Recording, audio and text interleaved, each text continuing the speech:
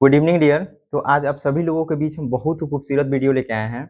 आज का जो पॉइंट होने वाला है दोस्त, ज़बरदस्त और धमाल होने वाला है। यानी बहुत सारे जो स्टूडेंट होते हैं इस पॉइंट पे डिस्टर्ब होते हैं, वो उनको अच्छा से सेलेक्ट नहीं करने आता। तो देखते हैं दोस्त आज इसको हम कैसे समझते हैं, एक बार सुनिएगा। इसके पहले वाले वीडियो में हम बताए थे बुआ कि दुनिया का कोई भी सेंटेंस होता है वो डिपेंड करता है बुआ सब्जेक्ट पे, वो डिपेंड करता है बाबू वर्ब पे, वो डिपेंड करता है बाबू ऑब्जेक्ट पे, और वो डिपेंड किस पे करता है बुआ अदर वर्ड पे। तो सब्जेक्ट को तो वर्ब चाहिए, वर्ब को हमारा ऑब्जेक्ट चाहिए, और ऑब्जेक्ट को क्या चाहिए अदर वर्ड चाहिए। तो आज जो हम बात करने वाले हैं ना दोस्त, वो किस पे करने वाले हैं? वो बात करने वाले हैं ऑब्जेक्ट पे। कभी ऐसा होता है कि किसी सेंटेंस में दो ऑब्जेक्ट मिल जाए, तो फिर क्या करेंगे? तो बहुत सारे स्टूडेंट पे प्रेशर हो जाता है। एगो सब्जेक्ट रहता है ओकरा पास, एगो क्या रहता है वर्ब रहता है, फिर ऑब्जेक्ट रहता है, फिर क्या रहेगा अदर वर्ड। दो गो ऑब्जेक्ट रहेगा, दोनों में डिस्टर्ब हो जाता है लोग। तो इसको थोड़ा हमको बहुत बढ़िया से समझना है कि सर एक सेंटेंस में अगर दो ऑब्जेक्ट आ जाए तो फिर हम क्या करेंगे उस परिस्थिति में। तो देखना है दोस्त, इसको समझने से पहले हम एक छोटे से सेंटेंस से होकर गुजरते हैं। ध्यान से सुनिएगा, इसको देखिएगा। जैसे वो एक सेंटेंस लिखते हैं, उसने मुझे एक कलम दिया। उसने मुझे क्या दिया दोस्त? कलम दिया। ध्यान से सुनिए, उसने मुझे एक कलम दिया। अब देने वाला बुआ है सब्जेक्ट। ये क्या है बाबू मेरा? दिया, वर्ब। अब मेरे पास दो ऑब्जेक्ट है बाबू, एक ये है और एक क्या है ये है। मेरे पास दो ऑब्जेक्ट है, थोड़ा ध्यान से सुनिएगा इसको। मेरे पास दो ऑब्जेक्ट है बाबू।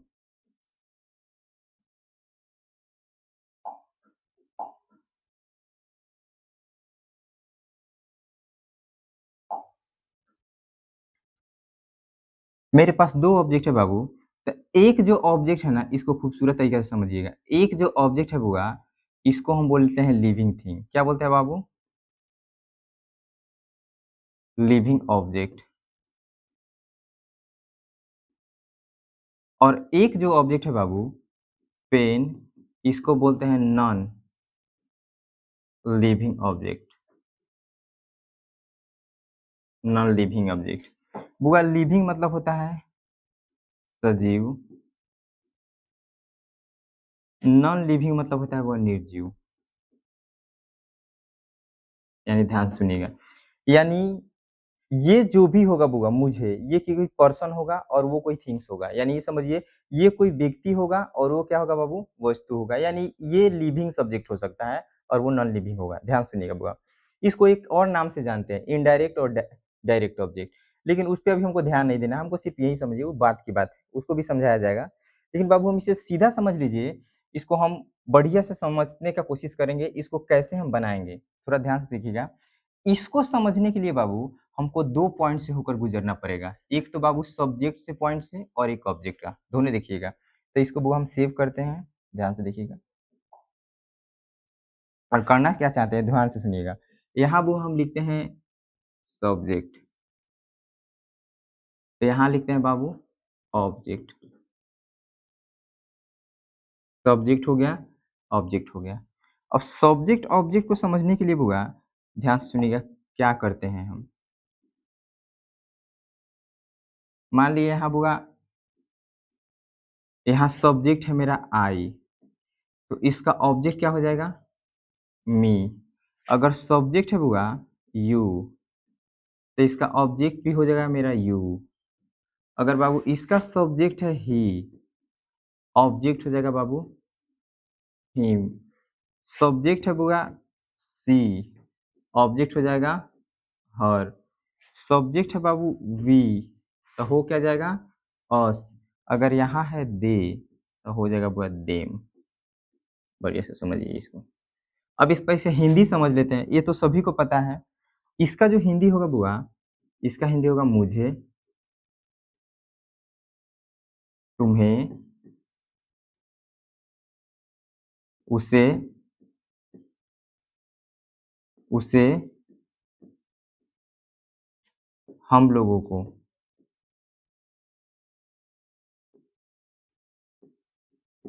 हम लोगों को, उन लोगों को,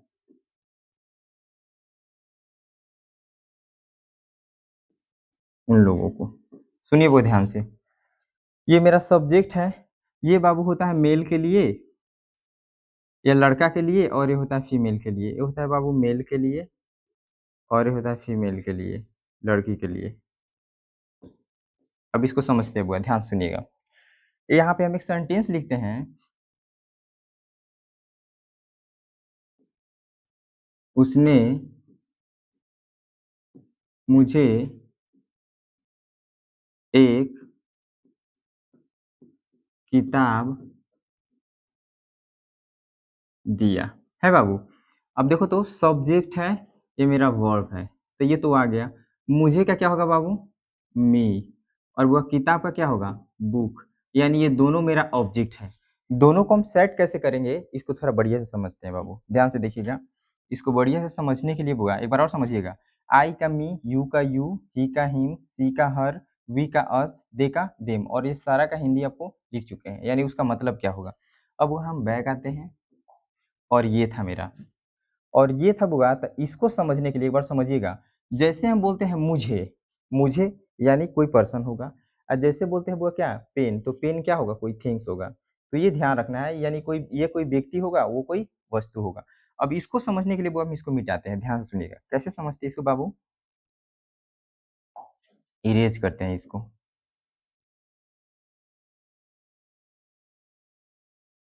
ध्यान से सुनिएगा। मेरे पास दो ऑब्जेक्ट है, ऑब्जेक्ट है बुआ, तो हम इसको बनाएंगे कैसे? ध्यान से सुनना है, बढ़िया से समझिएगा। ऑब्जेक्ट है तो बनाएंगे कैसे? ऑब्जेक्ट है बुआ, सुनिए, उसने बुआ मेरा सब्जेक्ट है, क्या होगा बाबू? ही। अब हुआ देना, वर्ब है, तो सब्जेक्ट के बाद तो मेरा वर्ब आएगा गेव। अब मेरे पास दो ऑब्जेक्ट है बुआ, एक है मुझे और एक क्या है? पेन यानी कलम। तो सबसे पहले पहले बुआ हम लिविंग ऑब्जेक्ट को लेते हैं, गिव मी। अब हुआ एक कलम का क्या हो जाएगा बुआ? अब पेन, ये मेरा बना। अब वो हम इसको दूसरे तरह से बनाएंगे। हमारा मन हुआ कि ना सर, पहले हम लिविंग ऑब्जेक्ट को तना लेंगे, पहले हम लेंगे नॉन लिविंग ऑब्जेक्ट को। क्या करेंगे? तो बिल्कुल लेंगे, ध्यान से देखिएगा। वह ही का ही हो गया आपका, वर्ब जो जगह है सब्जेक्ट के बाद वहीं आएगा, वर्ब दे दिए। अब बाबू हमारा मन है कि ना सर, पहले हम living object, non living object को लेते हैं, तो गिव अ, क्या हो जाएगा? पेन। आज जैसे बाबू ये लिविंग ऑब्जेक्ट को हम बाद में लिखते हैं ना, तो उसके साथ एक छोटा सा वर्ड का यूज करते हैं, वर्ड टू, और तब क्या लिखते हैं? मी। यानी हो गया he gave a pen to me, या तो बुआ he give me a, he gave me a pen. यानी इस सेंस में हमारा दोनों क्या है बाबू? बिल्कुल सही है। तो हमको क्या पता लगा कि दोस्त, अगर किसी सेंटेंस में हमारा लिविंग आता है और नॉन लिविंग आता है, तो जैसे हम लिविंग को लेंगे तो कुछ नहीं करेंगे। जैसे वो लिविंग को लिए हैं, तो इसको हम क्या किए हैं? सीधे यहाँ पे ले आके क्या किए? एज इट इज उतार दिए हैं, और इसको भी हम एज इट इज क्या किए? उतार दिए। दोनों में पहले लिविंग को लिए था। आज जब वो पहले नॉन लिविंग को लेंगे, तो नॉन लिविंग के बाद अगर हम लिविंग को लेंगे बुआ, तो जब भी लगाएंगे हम क्या लगाएंगे? टू लगाएंगे, बराबर। तो इस तरह से हम इसको समझे। एक दो सेंटेंसेस को थोड़ा और देख लेंगे, ज्यादा अच्छा समझ में आएगा बाबू। इसको एक बार समझिएगा। सब्जेक्ट को चाहिए था वर्ब, तो ये मेरा सब्जेक्ट मिला है बुआ, वर्ब। सब्जेक्ट को चाहिए था वर्ब, तो वर्ब मिल गया। वर्ब ऑब्जेक्ट, ऑब्जेक्ट मेरे पास दो था। ध्यान सुनिएगा, एक सेंटेंस और लिख रहे हैं, इसको मिटा रहे हैं बाबू, सुनिए ध्यान से। कह रहा है, नीलम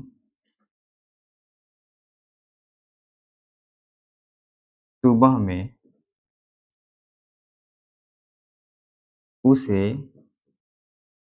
एक आम दी, एक आम दी। सुनो बाबू, नीलम सुबह में उसे एक आम दी। अब देखना बाबू, इसको समझते कैसे हैं, एक बार और समझिएगा। नीलम नाम की कोई लड़की है, उसे सुबह में क्या देती है बुआ? आम देती है। अब ध्यान से देखना, सबसे पहले बुआ मेरा सब्जेक्ट नीलम है, तो नीलम को हम पहले ले लेते हैं। नीलम आ गया, नीलम ले लिए बाबू। अब इसके बाद वर्ब देखना है, तो देना, देना वर्ब है, भी टू लगेगा बुआ, गिव, है ना बाबू। अब मेरे पास दो ऑब्जेक्ट है, एक उसे और एक क्या बुआ? आम। तो दोनों का क्या होगा बाबू? सुनिएगा ध्यान से। दोनों का होगा, तो उसे का होगा बुआ? हिम। और बुआ आम का क्या होगा?